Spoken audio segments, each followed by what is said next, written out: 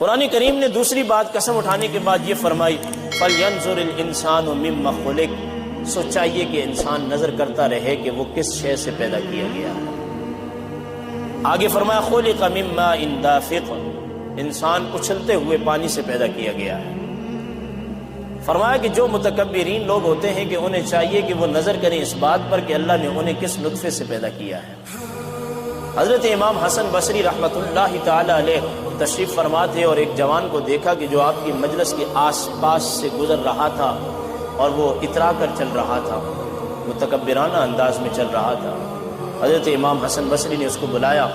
اچھے قسم کے کپڑے پہنے ہوئے تھے اور مچل مچل کے چل رہا تھا، اور آپ نے اپنا لعاب دان اپنی ہتھیلی میں ڈالا اور ڈالنے کے بعد فرمایا اس جیسی شے سے پیدا ہوا ہے اور اللہ کی زمین پہ اچھل اچھل کے اور اترا اترا کے چل رہا ہے۔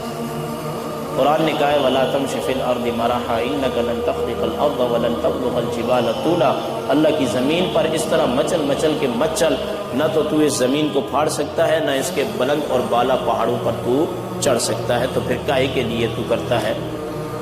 فرمایا کہ نظر کرنا تو کس بے جان نطفے سے پیدا کیا گیا۔ دوسری تفسیر اس کی یہ ہے تجھے دیکھنا چاہیے کہ بے جان نطفے سے اللہ تعالیٰ نے تجھے پیدا فرمایا، اور وہ نطفہ اچھل کر اور کود کر نکلتا ہے۔ کہاں سے نکلتا ہے؟ یخرج من بین الصلب والترائب، فرمایا کہ وہ مرد کی پشت سے اور عورت کے سینے کی ہڈیوں سے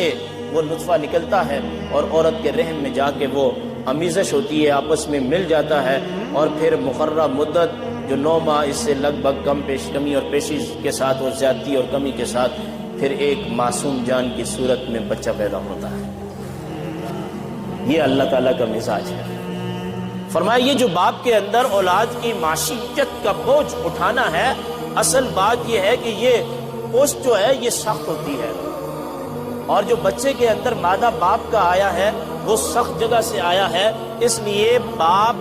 زیادہ پیار نہ بھی کرے مگر اس بات میں وہ بڑا حساس ہوتا ہے کہ اپنی ایڑی چوٹی اپنی کمر کو کس لیتا ہے اور دن رات کام کر کے خدا نے جو اس کو بچے دیے ہوتے ہیں وہ ان کو پالنے لگتا ہے۔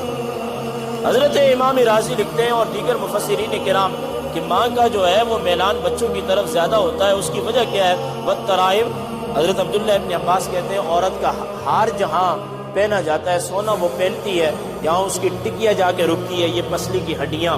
یہاں سے ماں کے رحم میں جو انڈے ہوتے ہیں اس مقام سے اتر کے رحم میں آتے ہیں، پھر بچہ پیدا ہوتا ہے۔ فرمایا ماں بچہ کچھ لائے یا نہ لائے، ماں بچے سے زیادہ محبت کرتی ہے، اس کی وجہ یہ ہے کہ اس نے اپنے دل کے قریب سے اٹھا کے اس بچے کو رحم میں بھیجا، دل کے قریب ہے۔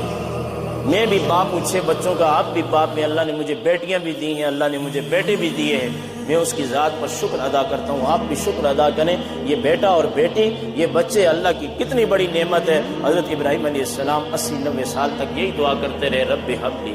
اے اللہ مجھے اولاد عطا فرما۔